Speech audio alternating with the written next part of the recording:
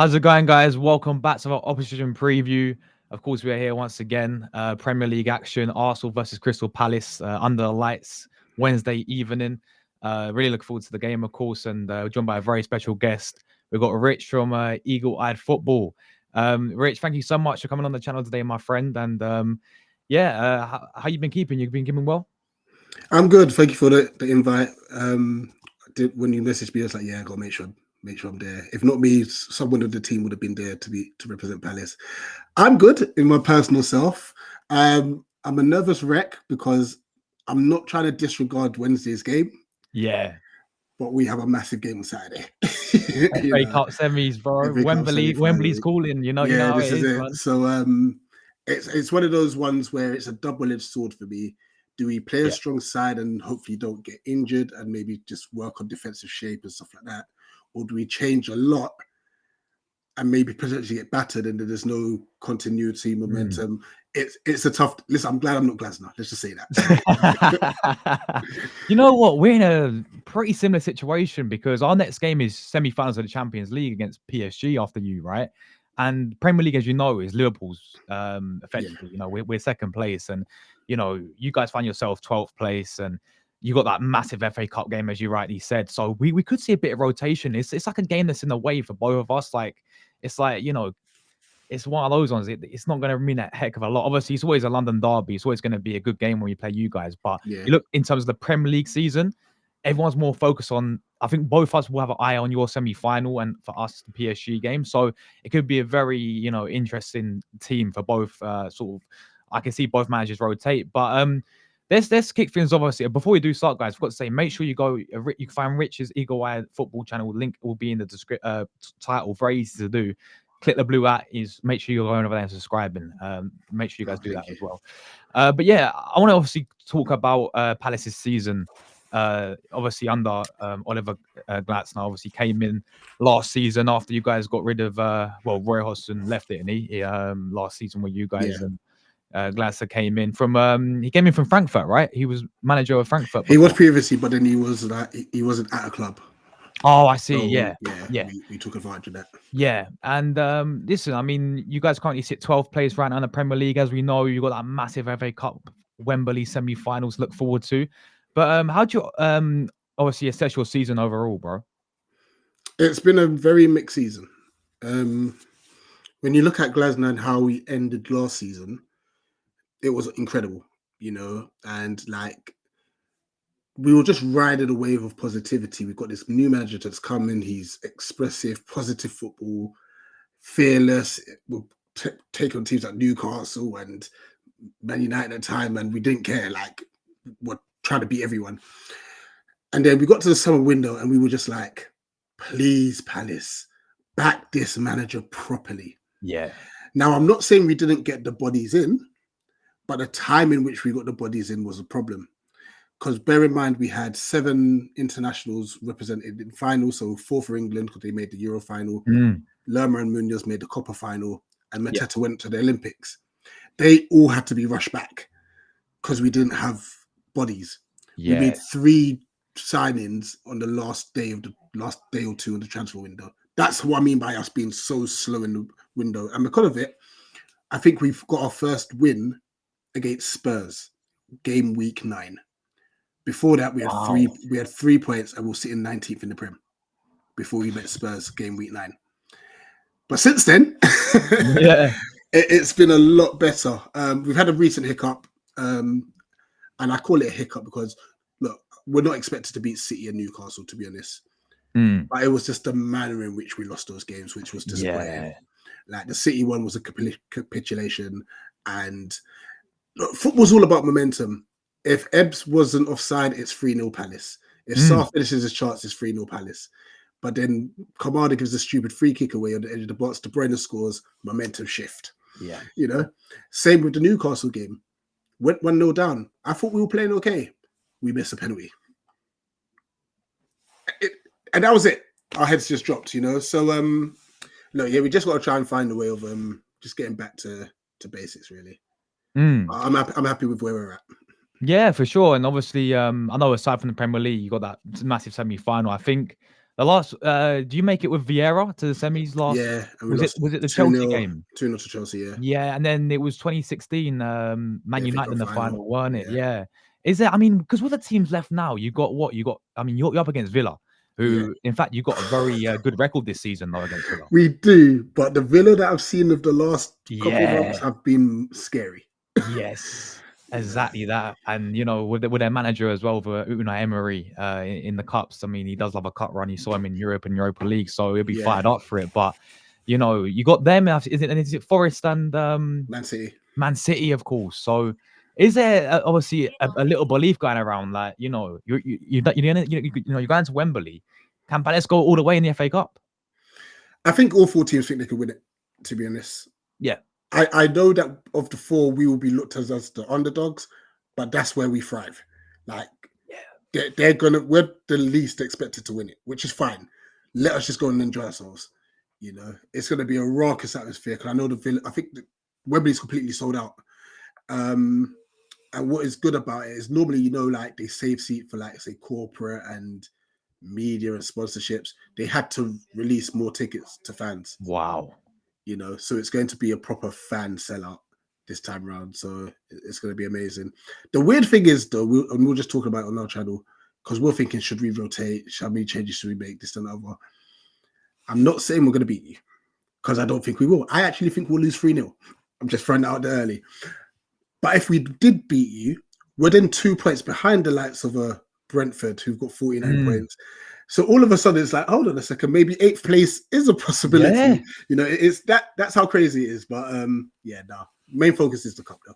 That's how mad it's been this season. This Premier League, how things can change that quick. If you somehow, because for Arsenal's perspective, as I said, I mean, we got a last week. Sorry, Sunday we played Ipswich, we battered them 4-0, and I think we relegated them as well. But Yeah, you got to look at the Ipswich, going down. But the previous games we played against Brentford, we drew 1-1. Everton, we drew 1-1 as well. And the performances, we've been, because obviously we had that Real Madrid game in between those games, and we all focused on that really. And it's very right. similar to now after you guys is PSG.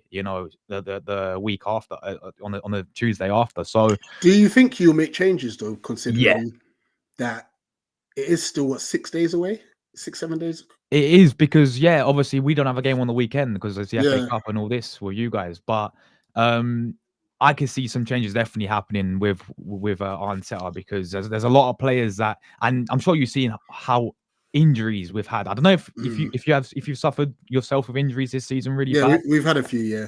Yeah, but with Arsenal, obviously, it's effectively every single one of our players, are barring someone like Thomas Partey and our goalkeeper. They've all picked up injuries this season. It's mad, and they're all like hamstring. They're all the same. Yeah.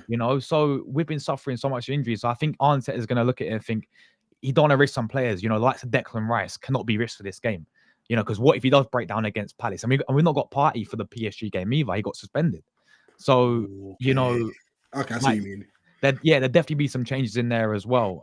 And like, I mean, I know you said a minute ago with you guys, if you can pull off a result against Arsenal, then you find yourselves a few points off of Brentford and 8th place and all this. But I think for your perspective, as you said, it's in terms of the rotation, there will be some, because you're looking ahead to that massive semi-final, right?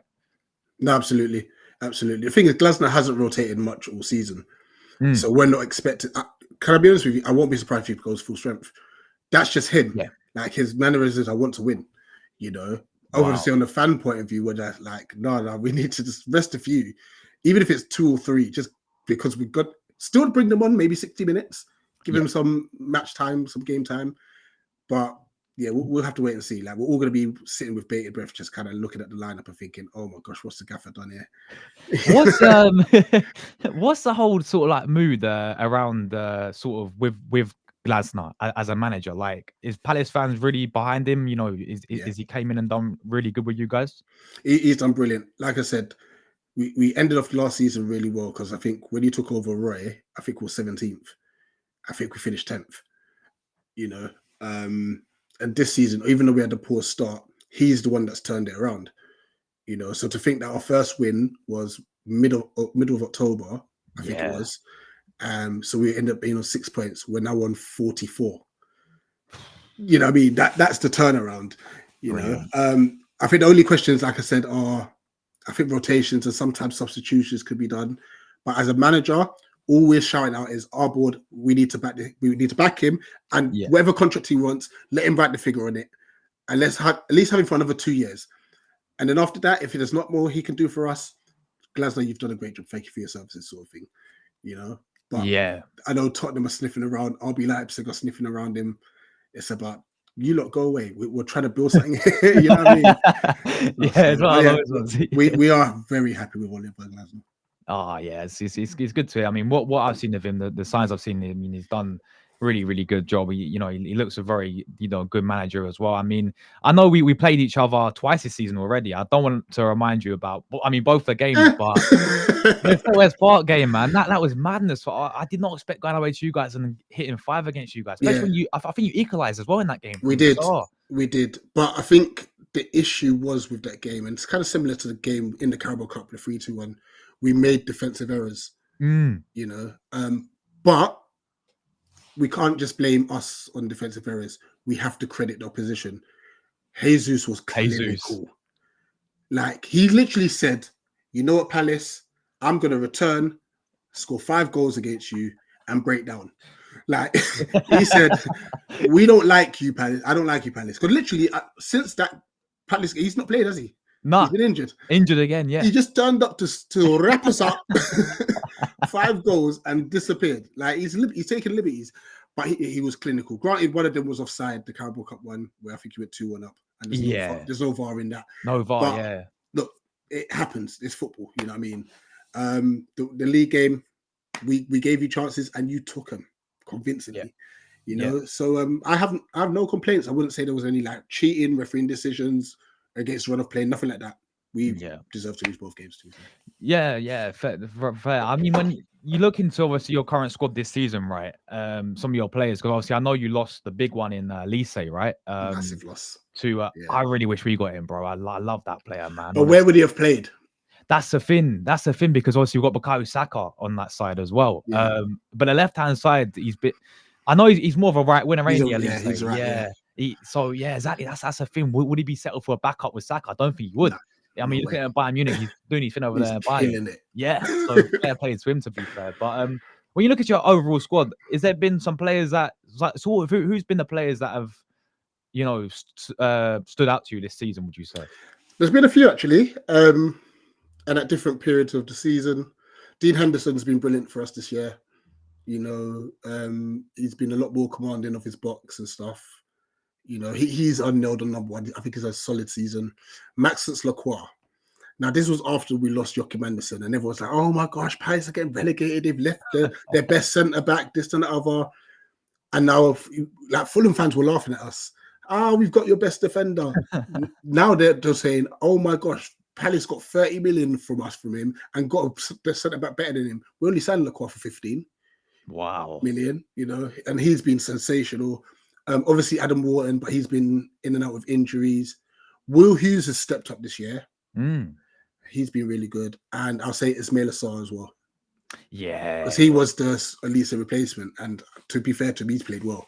He's played really well. No, he's because he actually played against Arsenal at Stade Rennais when he was there in France. We played them in Europa League, and he completely ripped us apart, man.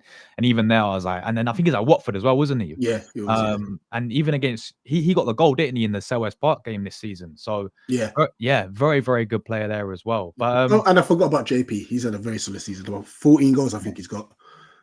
Mateta, of course, Mateta. I mean, is he a one that's sort of like surprised you on how well he's done this season?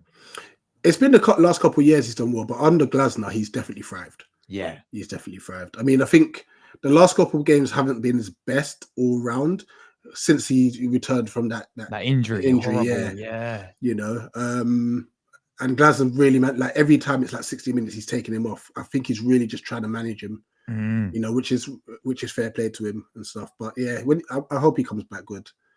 Come back to his best, because before that he was on fire. What about Eze? Has he not really performed as much as you know what?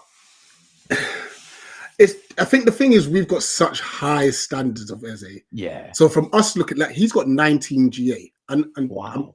I'm only saying it to say it. I'm not a GA person. I don't care for that, really. Yeah. But just so that you know, he's got 12 assists, 7 goals, which is good. But when we look at Ebbs, we know him to run at defenders, drop his shoulder, body feints, and all of that. And we don't feel he does that. He hasn't done that enough this season. And that's where we're like, but Eze, I know you can raise it a little, you know, like he's been playing like say 6s out of 10s, and he's definitely easily capable of doing 8 out of 10s week in, week out. So yes, statistically he's been doing well, but there's just a bit of Ebbs that is just, I don't know if he's holding back. I don't know where it is. But fair enough, man. So in terms of obviously the lineup, I know you said there could be some rotation, but what would you like to see him go with against Arsenal? I like him to see him play under 21s. Fair enough, bro. Yeah, simple as that. That's what I want to do. Rest the whole starting 11. Saturday is more important, unfortunately. Realistically, he'll probably go Henderson in goal. I think Lerma will come in at right centre back because Richards is suspended. Terrible decision by the refs over the weekend, but anyway. I think he'll still go Lacroix and Guehi as well. So back three will stay similar, the same. Munoz will play. He always plays. He might do Chilwell for Mitchell. And then centre mid Hughes and Wharton. At the front three, Eze, Sarr, and Mateta. I think the only thing is he may at half time or 60 minutes make changes. To rest them. Yeah, of course. No, that's understandable for sure, man. So obviously, in terms of how you see the game going, for me, I just think it's going to be really tight, man. I know you said earlier you think you're going to tie the 3-0, but I do think it's going to be tight because it's a thing like, I don't know if you guys will do the same sort of approach, but when many teams, there's a way how you can draw, like, you know, not lose to Arsenal. When many teams come back and, you know, they sort of let Arsenal control the ball and play this whole low block thing that they call it, and we struggle to break these types of sides down. I mean, Brentford did it, Everton did it really well when they came to the Emirates. Fulham did it really well. Like, so many teams come to the Emirates and play this sort of way, and Arteta, that's his kryptonite really, is breaking down these sort of like low block teams. And if you got a good sort of like counter attack, and with you guys, for example, with someone like Matera up front, who, you know, when he gets a chance, he's very physical. I mean, I saw what this guy did to Kivior in the Carabao Cup game. Bullied him, man. And, you know, that's who we'll be playing because Gabriel's out for the whole season. If you've got players like that who are good on the counter attack, then you can really get some joy, I think, in this type of game. But how do you see the game going, honestly? Yeah, I do expect us to deploy a low block, to be honest. And to be honest, if let's just say we didn't have the FA Cup semi-final, let's just say hypothetically speaking, I think the players will push themselves to the max for this game. I think Glasner would want that. He would want to win. That's his mindset. But I know the players in the back of their minds are thinking, don't get injured. Yes, of course. And that's not something the manager can control. You know, it's going to be that subconscious little thing that's in the mind, this little tripping tap that's just saying, all right, careful there, you kind of overstretched there. Watch your hamstring here, like, you know what I mean? And it's like, yes, you've got Wembley on Saturday, you know. And as pros, you want to play on the biggest stage possible, you know. 100%. So Gabriel, in my personal opinion, must be cussing Arteta. Why have you not rested me all season? Hamstring injury, and he's missing these big games for you. You know what I mean? Like, it's that subconscious in the mind, you know. Yeah, no, 100%. That's a fantastic point there, man. Score prediction wise, I'm going 2-1 to Arsenal. But what about yourself? I will take that. It would mean that we haven't conceded 5 again, which is good. Yeah, I do think it will be 3-0. Yeah. At the very best, for our point, 3-1. You know, if we can hit you on the break. Okay, yeah. There we go. Fair enough. You know, Rich, it's been an absolute pleasure, man. If you quickly want to shout where people can find you as well across all social media, bro. Yeah, just type in the Eagle Eyed Football. You find us across all socials. And thank you for the invite. We'll definitely chop it again next season. Next season, 100%. We'll get you on ours next season, 100%. I appreciate it, man. I appreciate it. Guys, thanks everyone who watched the video. Make sure you leave your comments down below, your score prediction, what you think about the game. And Rich, may the best team win. Good luck for the FA Cup, man. I've got to say, all the best for the FA Cup, man. I hope you go and win it, man. That'd be amazing. That'll be incredible. Honestly. Yeah, 100%. So big at everyone who watched, and we'll catch you guys in the next one. Thank you, guys. We're out of here.